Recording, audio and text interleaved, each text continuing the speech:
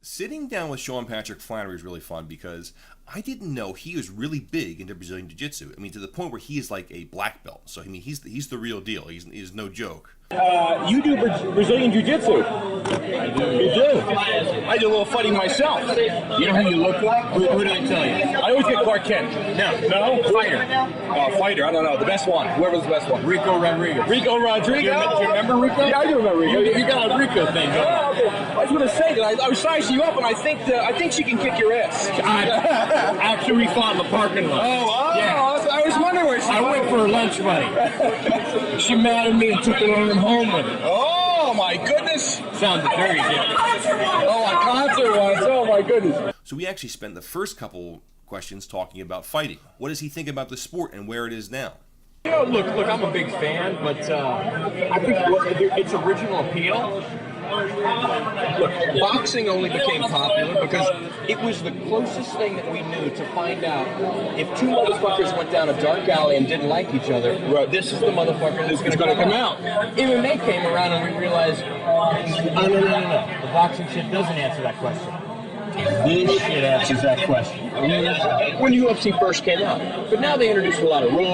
It's like, right, it's progressed a lot from UFC 1 and 2 and 3, yeah. But it's taken it away from that down a dark alley thing. Right. I'm a big fan of, I mean, it's our primal instinct. Right. You know, at the end of the day, it's the sport of all sports.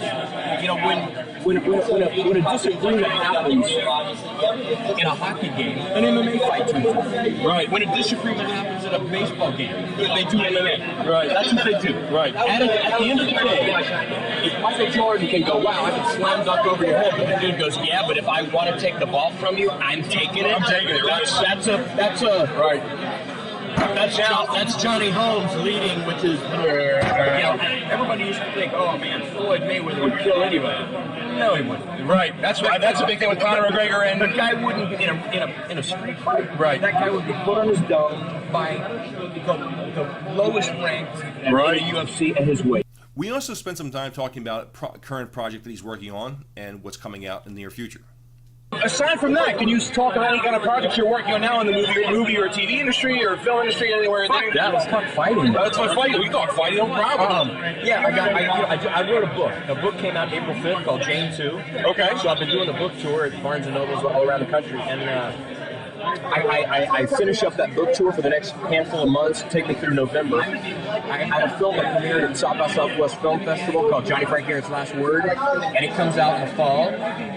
And before Christmas time, I did a movie with Ashley Judd called Trafficked.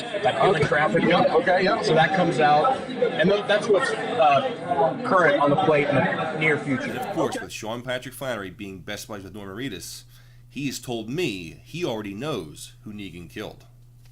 I don't know. I was just talking to Reedus yesterday. Oh yeah, you know Reedus yesterday? Yeah. Did you ask him who Negan killed? I didn't have to ask. Oh, okay. Motherfucker calls me and tells me this. Oh, he tells you? Yeah. Oh. They had to pass him the table when I was asking. All of this crap that was going on, like, what happened at the end of this? I hear that shit. Oh, you already know! Yeah, say that's what you're gonna do. Come on, man, if you're your best buddy, you'd know too. Yeah, I know, that's true, right. What was it like working with William Dafoe? I've heard two different things as far as he's really fun to work with. He's like very serious. You know what? The guy's not serious at all. Everybody told me he was a method actor. Right, that's what I heard. You know, he recites lines from the script, and you got to call him by his character. There's only one line that motherfucker ever recited around me, and it was only around me. I don't know why. One fucking line. We're at a pizza. A cute waitress comes up. I'm like, hey, I'll have a margarita pizza with no basil and an iced tea. Cute waitress, and he looks at me and he goes, I'm like, okay, never mind. And that's one of his lines from the script. That's the only, he would do it to me, and only in public. In public. That's how unserious this motherfucker is. So he's a hoot, man. He really is a hoot. So, but I heard the same thing going into it. I thought, I've heard you do it, not look him in the eye, do it. Dude could not be more casual. Of course, with Sean Patrick Flanery playing the young Indiana Jones, I got his thoughts on Harrison Ford returning for Indiana Jones 5. I want to see another Indiana Jones and Harrison Ford. That's what I want to see. Right. I mean, to me, he's Indiana Jones. Right. When people come up to me, they're like, would you want to play? I'm like, for purely selfish reasons. Pass the hat off to you, right? But for purely selfish reasons, as a viewer, I want to see one with Harrison Ford, man. Right, you know what I mean? It's like. To me, Harrison Ford is the last iconic movie star we've had. What I mean by that is like Montgomery Clift, Harrison Ford. Brad Pitt probably out-earns them, but to me, he's a famous actor. There's a difference between a famous actor and an iconic movie star. You know what I mean? Yeah, I know what you're saying. Yeah. Like, to me, Harrison Ford is like, oh shit. I know, right? So I want to see him do another Indiana Jones, man. And since he was so prone to talk about fighting, the last question I asked him was, what does he think about Ronda Rousey? Is she the real deal, or is she a false prophet? Here's the deal. Ronda Rousey was, it's like Royce Gracie back in UFC 1. Right. There's no one in women's MMA that a lot of people don't know anything. Right. It's in its infancy. Right. So here's a girl who's good at what she does. Right. But is her ground game overestimated? Yeah. I mean, Cyborg would kill her. Yeah. Holly Holm destroyed her on the feet. That kick was brutal. And if you look at Ronda's fights, half of her competitors were defeated before that. They were like, I hope she doesn't break it when she. But Ronda's not the best ground person by any stretch of the imagination. I completely agree. She's probably the best judo player. Yeah. But judo only takes it to the ground. Right. Ronda Rousey, any good ground person. I mean, look at Kat Zingano. Took her back, almost choked her at will. Ronda couldn't do anything about it. It's like, and she's been exposed, in my opinion. I love watching her. Right. But man, she wasn't the most pleasant competitor out there. Flipping the bird at people. It's you know what I mean? I think she got really big for her britches right there. She got a little big, and a lot of people want to see her get destroyed. But look, she's arguably the best women's judo player in MMA. Is she the best ground fighter in MMA? Not by a long shot. Right. And once that intimidation, it's like Tyson. In fact, guys were like afraid to fight Tyson until one person beat him, and then people were just like bitch slapping. It was like, what the fuck? I think that's going to happen to Ronda. Now people are like, wait a minute. Yeah. I can. Yep. She's beatable. Yeah, she's beatable. She's not untouchable. But it's not. The women's division's not that deep. Right. It's like you're the world champion out of how many people?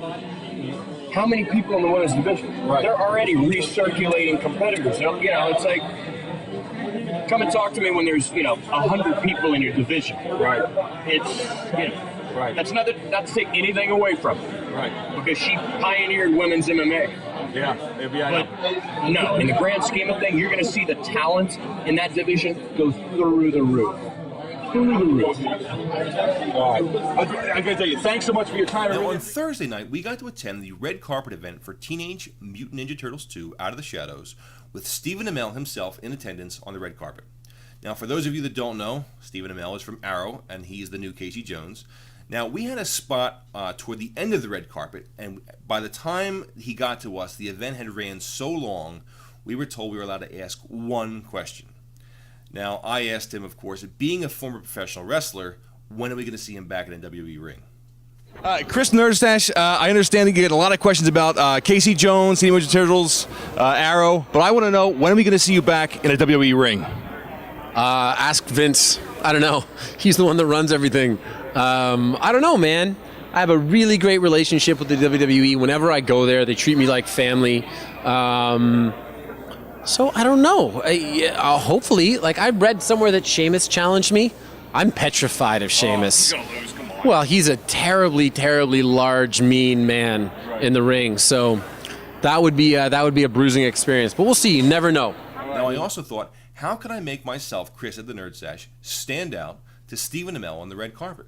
So what I did was I took one of my old wrestling photos, I signed it, and I gave it to him. That's right, the real deal Chris Steele gave Stephen Amell a signed copy of me. Who's starstruck now? So I'm sure he was pretty impressed. Or he thought I was insane. Either one. I'm not really sure.